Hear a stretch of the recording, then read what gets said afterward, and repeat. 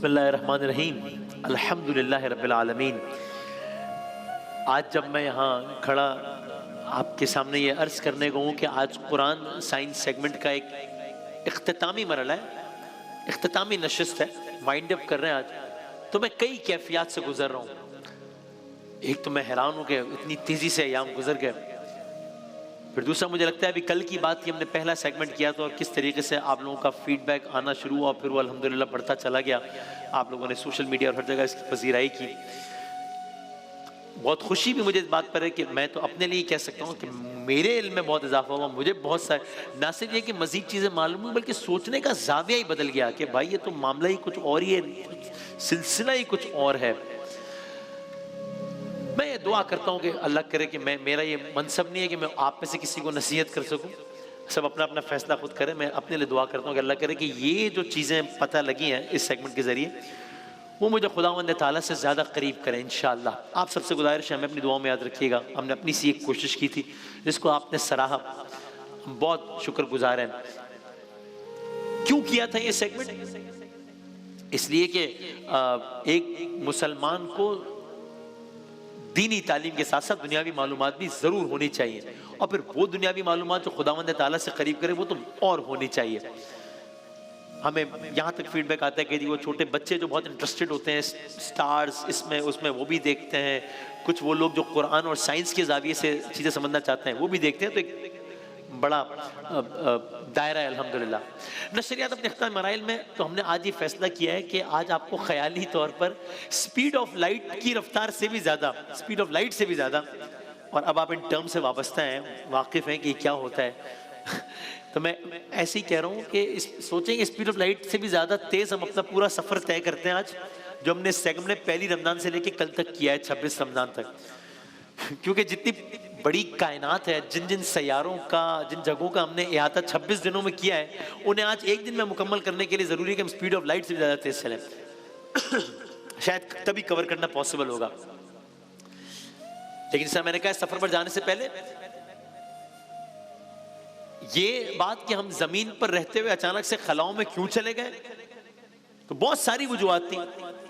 आए जरा कुछ पुरानी आयत का सबसे पहले सहारा लेते हैं कि हम खलाओं की बात क्यों की। इस सवाल का जवाब देने के लिए आपके सामने एक कुरान करीम की एक आयत सूरह निसा, और उसका तर्जुमा और मफहूम ये है कि जिसमें फरमाया, क्या ये लोग कुरान पर गौर नहीं करते? क्योंकि हम हैरान हुए ना, अच्छा कुरान में ये भी लिखा है, अच्छा ये भी लिखा है, और सीरियसली अच्छा ये भी लिखा हुआ है।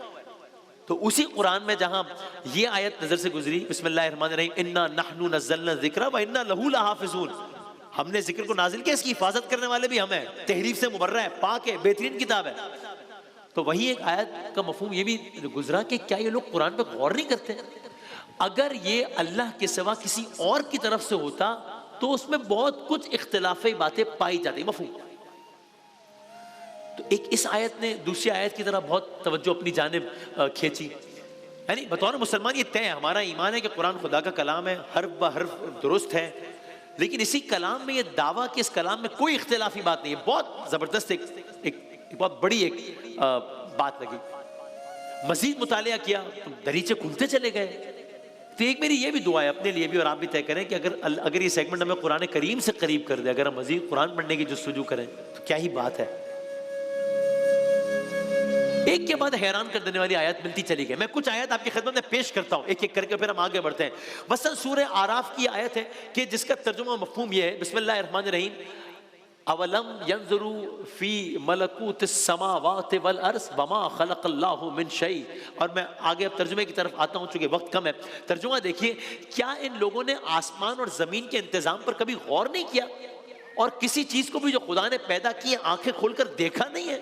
और क्या ये भी इन्होंने सोचा नहीं है कि शायद क्या ये भी इन्होंने नहीं सोचा कि शायद इनकी मोहलत जिंदगी पूरी होने का वक्त करीब आ गया होगा? फिर आखिर पैगंबर की इस तंबीह के बाद और कौन सी बात ऐसी हो सकती है जिस पर ये ईमान लाए? गोया कुरान खुद दावत दे रहा है कि भाई आसमान और जमीन के इंतजाम पे गौर तो करो। कुरान कह रहा है तो गौर तो करो, हो क्या रहा है ये सब। और ऐसी बहुत सारी आयत, लेकिन दामन में गुंजाइश कम है, जल्दी से आगे बढ़ते हैं। एक और आयत, वो सूरह रोम की एक आयत का तर्जुमा मफहूम है, वो आपकी खिदमत में पेश करता हूं कि वहां था कि अवलम यंजुरू, यहां अवलम यतफक्करू, क्या ये फिक्र नहीं करते, तफक्कुर नहीं करते, सोचते नहीं है, तदब्बुर नहीं करते? क्या इन्होंने कभी अपने आप में गौर नहीं किया? कुरान पढ़ रहा हूं, फिक्र नहीं की। अल्लाह ने जमीन और आसमानों को और उन सारी चीजों को जो इनके दरमियान है बरहक और एक मुकर्रर मुद्दत ही के लिए पैदा किया है। आप चले जाएं, अभी जाइए, chat GPT, AI, YouTube, Netflix, फला डॉक्यूमेंट्री, हर चीज इस बात की तस्दीक कर रही है, हर चीज तस्दीक कर रही है। यानी वो अपने तौर पर अंदाजे भी लगाते हैं कि इतने अरसे बाद सूरज को खत्म हो जाना चाहिए, इतने अरसे पहले आया था। हर तो एक मुकर्रर मुद्दत के लिए पैदा किया है। मगर बहुत से लोग अपने रब की मुलाकात के मुनकिर हैं। तो आप देख रहे हैं कुरान करीम किस तरह बार बार ये अर्ज पैदा कर रहा है, बार बार हमसे अफला तफक्करून का सवाल कर रहा है। तो बस हमने ये फैसला किया कि अल्लाह के नाम से शुरू करते हुए खुदा की बातों पर गौर करते हुए तफक्कुर करने की कोशिश करते हैं। और जब हमने गौर करना शुरू किया तो हैरत की इंतहा नहीं रही, क्योंकि एक एक बात, एक एक इशारा जो अल्लाह ताला ने अपने इस कलाम में आज से 1400 साल पहले बताया था, आज साइंस से भी साबित हुआ। अब again goes without saying, Quran Kareem की ऑथेंटिसिटी साबित करने के लिए हमें किसी सनद की जरूरत नहीं है। कुरान करीम हमारे लिए सनद है, किसी साइंस का हवाला जरूरी नहीं है।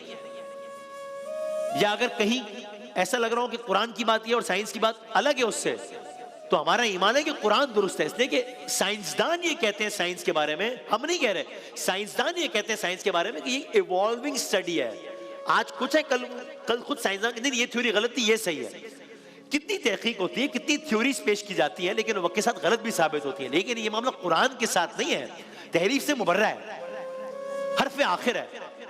तो हमने कुरान को साइंस के तराजू में नहीं तोलना, ऑफ कोर्स नॉट। लेकिन बहरहाल साइंस क्या है, गौर व फिक्र का नाम है, और वही हुक्म हमें कलाम पाक में मिलता है। अभी आपने सुना, अब एक और आयत की तरफ अगर अभी आपने आयत भी सुनी, तो बस हमने साइंस के इन पहलुओं पर नजर दौड़ाई जो कि कम और बेश परफेक्शन की हद तक साबित हो गई।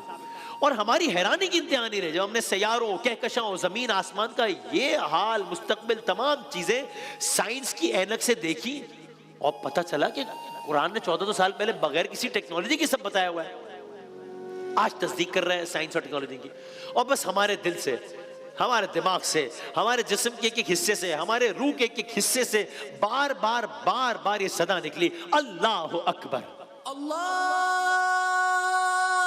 अकबर, अल्लाहु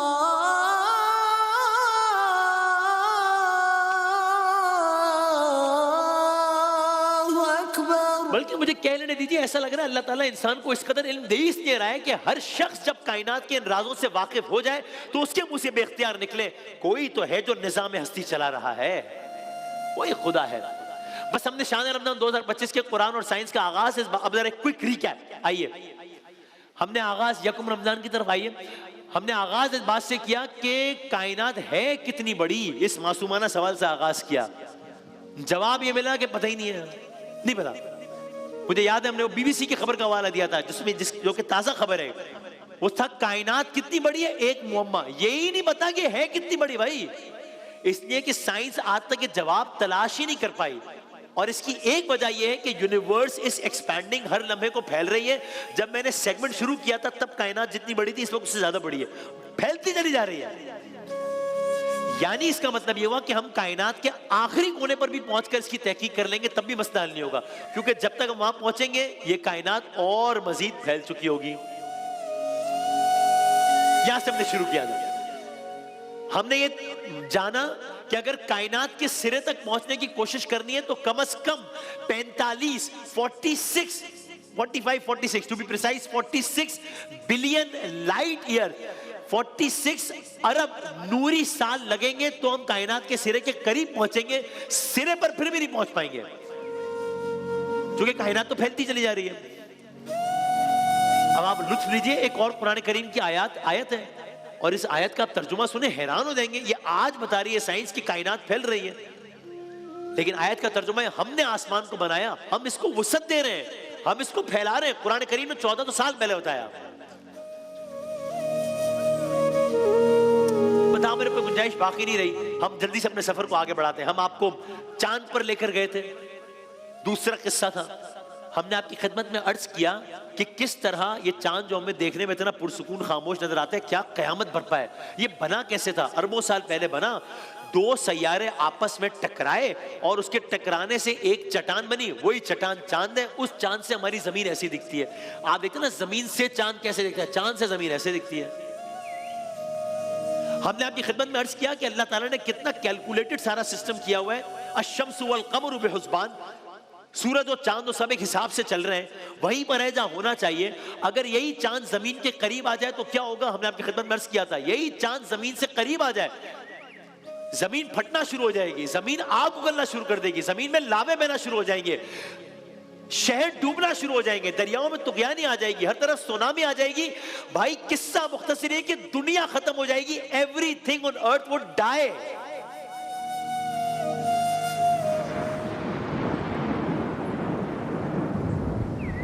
ये होगा तबाही का आलम अगर ये चांद अश-शम्सु वल क़मरु बिहुस्बान ना हो, अगर अपने हिसाब से ना चल रहा हो। आगे बढ़े, फिर हमें पता लगा कि भाई कायनात में एक चांद तो है ही नहीं, कम से कम तो 300 चांद है, 300 चांद है। फिर हमें पता लगा वो जो 300 चांद है, उन चांदों में से एक चांद जुपिटर का है, और उस चांद में से जो एक चांद जुपिटर का है उसमें पूरी दुनिया से ज्यादा, हमारी पूरी जमीन से ज्यादा एक्टिव लावे उस चांद के अंदर मौजूद है।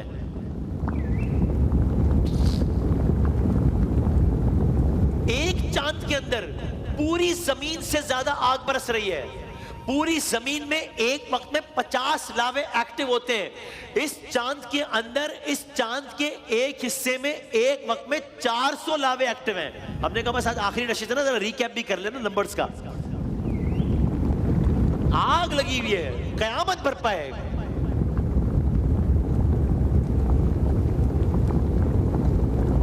फिर हम वहां से निकले, हम मर्क्यूरी गए।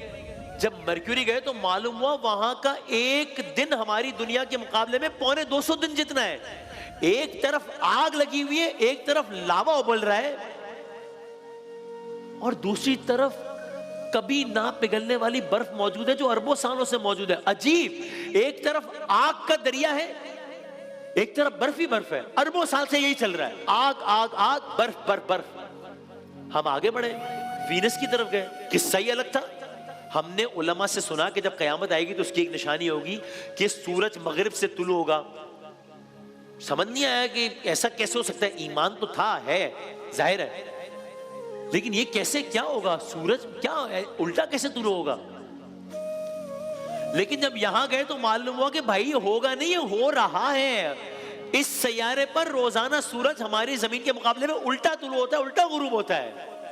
जहां सारे सैयारे सूरज के गिर्द एंटी क्लॉकवाइज अगर घूम रहे हैं तो एक क्लॉकवाइज घूम रहा है, तो सूरज उल्टा निकल रहा है वहां पे। यहां का एक दिन यहां के एक साल से ज्यादा बड़ा है। Can you believe it? दिन छोटा है, साल बड़ा है। हमारी डेफिनेशन जो है दिन और साल की, उसके मुताबिक विनस का एक दिन है 243 डेज का हमारे, जबकि उसका एक साल 225 दिनों का है हमारे। अजीब, समझ ही ना आए बंदे को। हैरानी का सिलसिला यहां भी खत्म नहीं हुआ, बल्कि हम हिलकर रह गए, हमारा वजूद कांप गया जब हमें यह मालूम हुआ कि यहां सिर्फ यह मसला नहीं है कि वहां जमीन पे बारिश होती है, जमीन पे बादल बरसते हैं, लेकिन ये जो सैयारा है यहां तेजाब के बादल हैं, तेजाब के बादल।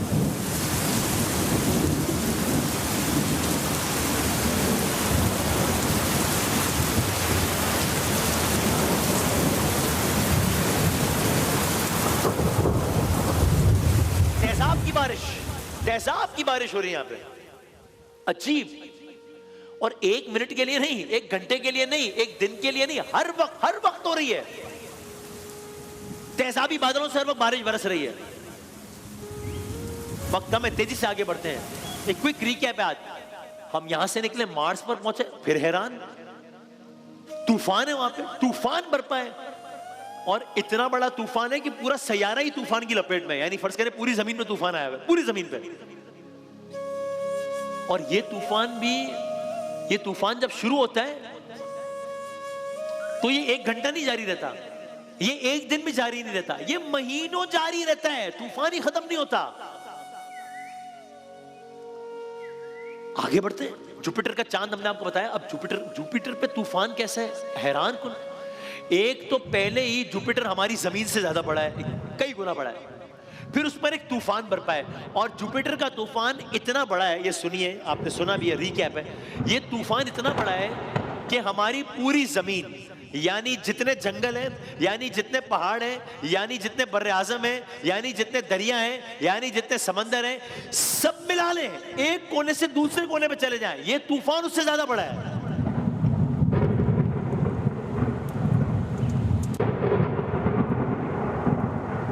हम आगे बढ़े, हम एक और सैयारे की तरफ चल दिए, सैटर्न कहते हैं इसे। हमें मालूम हुआ चारों तरफ से एक रिंग ने इसको घेर के रखा हुआ है। ये रिंग जर्रात पर मबनी अरबों बर्फ और चट्टान के टुकड़ों से बनी हुई है, और उस सैयारे की कोई सतह ही नहीं है। यानी ये सतह होती है ना जिसकी पैर रखना है, हाथ रखना है, सतह ही नहीं है, गैस का गुब्बारा है। और कितना बड़ा गैस का गुब्बारा है? इतना बड़ा कि 800 जमीनें उसके अंदर आ जाए। और यहां हो क्या रहा है? यहां अजब मंजर हो रहा है, इस सैयारे पर हीरों की बारिश हो रही है, हीरे बरस रहे हैं यहां पे।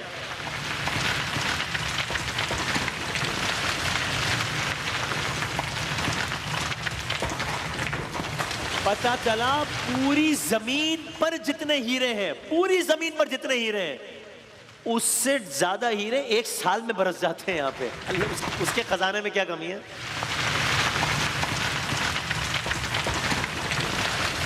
पूरी जमीन पर हीरे हैं 350 टन, यहां एक साल में बरसता है 1000 टन।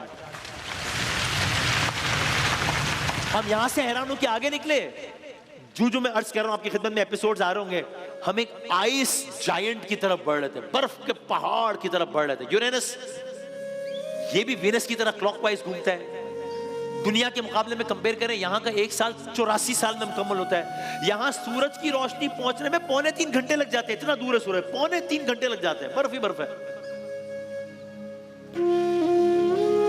नेपच्यून में आए, नेपच्यून का एक साल हमारे साल के मुकाबले में 165 साल का होता है। 2500 किलोमीटर की रफ्तार से हवा चल रही है, मुसलसल चल रही है। तो हमें अंदाजा हुआ कि खुदा ने कितना करम किया है हम पर, कितना एक्यूरेटली हमारे लिए इस जमीन को बनाया है, कितना प्रिसाइज है वो अपनी क्रिएशन के साथ, कितना प्रिसाइज है वो अपनी कैलकुलेशंस के साथ, किस तरह उसने लिवेबल बनाया है इस जमीन को हमारे लिए। और सूरज के तो क्या ही कहने, सूरज इतना गर्म है। हमने अर्ज किया सूरज की कोर का, मैं बाकी टेम्परेचर छोड़ देता हूं, कि कहीं पे 5000, कहीं 25,000, नंबर बढ़ता चला गया, कहीं 25 लाख, फिर 30 लाख, फिर 40 लाख डिग्री सेंटीग्रेड की बात हो रही है, फिर 50 लाख, नंबर बढ़ता, नंबर खत्म नहीं होगा, मेरे जुमले खत्म हो जाएंगे। हमें मालूम हुआ ये जो सूरज है, इसकी कोर, जो कि रोजे मैशर सवा नेज़े पर होगा जो सूरज, उसकी कोर का टेम्परेचर 1.5 करोड़ डिग्री सेंटीग्रेड है।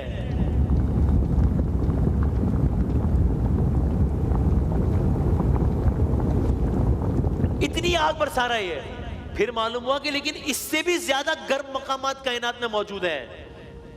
ब्लैक होल्स का हमने जरा तफसील से तस्करा नहीं कर सके, हमने ज़िम्नन तस्करा किया था। मालूम हुआ एक ब्लैक होल सूरज के मुकाबले में 500 ट्रिलियन गुना ज्यादा रोशनी खारिज करता है। फिर पता चला कि सूरज तो ये है, लेकिन भाई सूरज एक नहीं है। हमारी कहकशाओं में सूरज जैसे, हमारी कहकशा में सूरज जैसे 200 से 400 अरब सितारे मौजूद हैं, और कायनात में ऐसी 2 खरब कहकशाएं हैं। समझ नहीं आई कि हो क्या रहा है। इस एक जुमले ने हिला के रख दिया कि पूरी जमीन के, पूरे समंदर के, पूरे रेत के पूरे जर्रात मिला लिए जाएं तो रेत के जर्रात कम है, आसमान पर सितारे ज्यादा हैं। Can you believe it?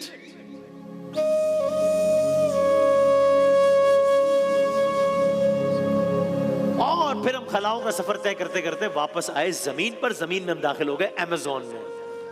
पूरी दुनिया के लिए लंग्स का काम कर रहा है, पूरी दुनिया का गोया एयर कंडीशनर है, पूरी दुनिया का टेम्परेचर मेंटेन करने में अपना पार्ट प्ले कर रहा है। एक अलग दुनिया इसके अंदर आबाद है। दुनिया के नायाब तरीन जानवर परिंदे इसके अंदर है। क्या क्या अमेज़न के अंदर नहीं है। पूरी दुनिया का सबसे बड़ा दरिया इसमें बह रहा है। पूरी दुनिया में जहां मीठा पानी है उसका 20% ये कंट्रीब्यूट कर रहा है। पता नहीं क्या क्या कर रहा है। 9 मुल्कों तक फैला हुआ है। 6 पाकिस्तान आ जाए इतना बड़ा है।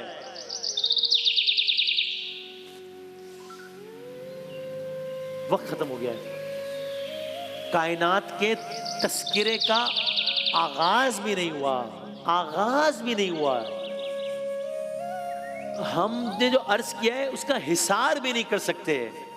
हम इतने वक्त में सोचें, हम अल्लाह की नेमतों का, उसकी खिलकत का क्या ही आलम देख सकते हैं।